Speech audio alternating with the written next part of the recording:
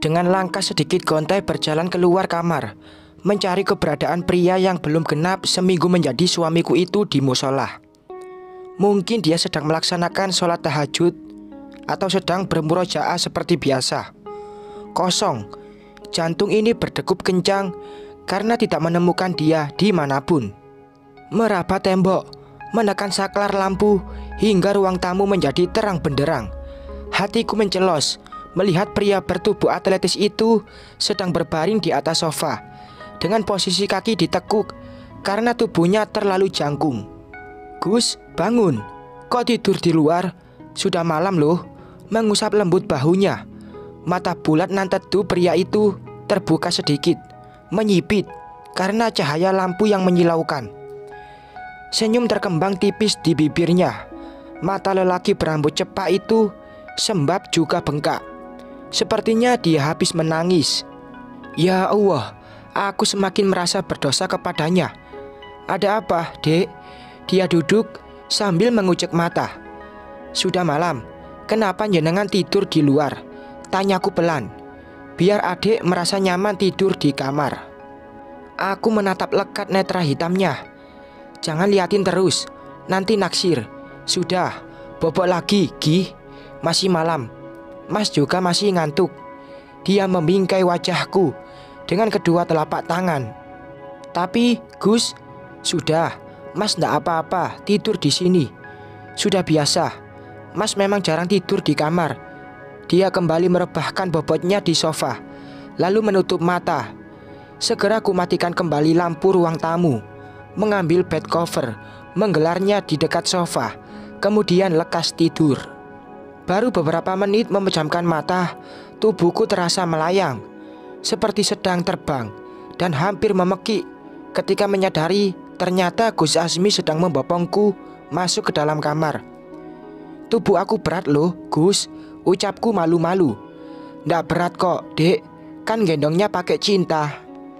Aku mengalungkan tanganku di lehernya, takut jatuh karena bobotku lebih dari 50 kg.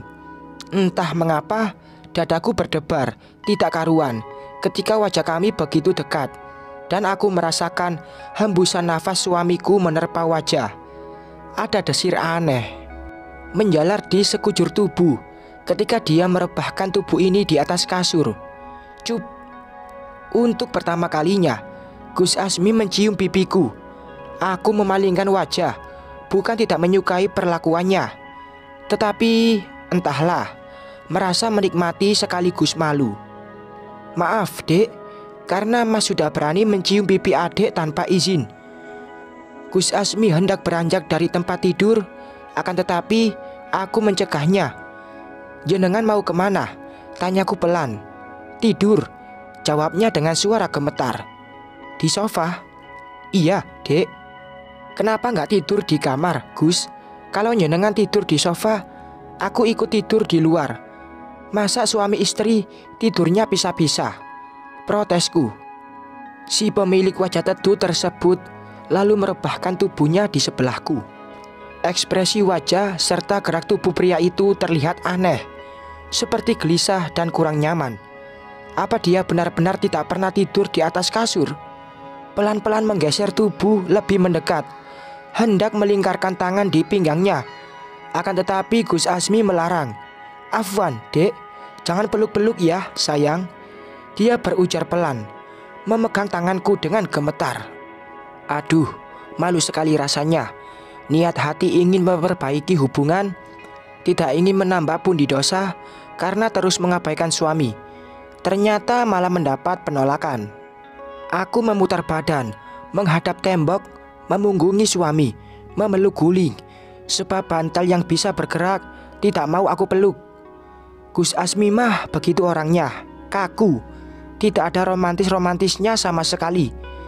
Lain dengan Abraham, walaupun dia selengean, tapi selalu romantis dengan pasangan. Entah mengapa, berada di sisi suami justru aku tidak bisa memejamkan mata. Pria itu terus saja bergerak, seolah kasur yang sedang dia tiduri terasa tidak nyaman. Padahal matras ini begitu empuk dan nyaman untuk beristirahat. "Gus, jangan gerak-gerak terus dong. Aku nggak bisa tidur nih. protesku, seraya membalikkan badan menghadap suamiku kembali. Maaf dek, makanya kan tadi mas bilang biar mas tidur di luar saja, biar adek tidak terganggu istirahatnya. Soalnya kalau tidur dekat adek, mas jadi... Dia menggantung kalimat. Dalam keremangan, aku bisa melihat kalau wajah dia bersemu merah. Jadi apa, mas? Tanyaku penasaran. Sengaja memanggil dia dengan panggilan mas, seperti keinginannya. Sudahlah, lebih baik adek bobok. Sebentar lagi pagi. Dia mengusap lembut rambutku. Nggak bisa tidur, Gus. Mas. Nah, gitu dong. Kalau manggil mas, kan enak didengarnya. Sebuah senyuman tergambar indah di bibir tipisnya. Sini, biar mas elus-elus kepalanya. Rayyan saja, kalau mau bobok sama mas, suka minta dielus-elus kepalanya. Kalau tidak bisa memejamkan mata. Gus Azmi menggeser tubuhnya lebih mendekat. Ragu-ragu menyandarkan kepala di dada bidang pria itu. Walaupun sedikit takut dia melarang, hingga aku bisa mendengar detak jantung Gus Azmi yang terdengar seperti genderang mau perang. Bertalu-talu riuh sekali. Aku harus terbiasa hidup dengan Gus Azmi. Harus menerima semua perlakuannya, juga memberikan hak dia sebagai seorang suami jika sudah suci nanti. Tangan Gus Azmi terus saja bergerak naik turun membelaiku. Suara merdunya saat sedang bersolawat membuat diri ini seperti tersihir. Langsung dilanda kantuk berat sampai terlelap dalam dekapannya. Lama-lama terdengar suara gemericik air beradu dengan lantai dari dalam kamar mandi. Sepertinya Gus Azmi sedang membersihkan badan karena tercium bau sampo yang menguar hingga ke kamar. Tidak lama setelahnya, Gus Azmi keluar dengan tubuh hanya dililit handuk, menampakkan tubuh atletisnya yang membuat tubuh ini berdesir aneh. Dia mengenakan pakaian di depanku karena mungkin dia pikir aku masih terlelap.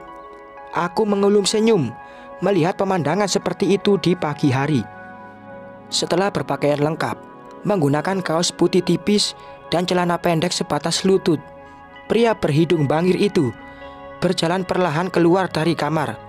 Mungkin akan melaksanakan sholat di sepertiga malam, karena jarum jam sudah menunjuk ke angka 3 dini hari.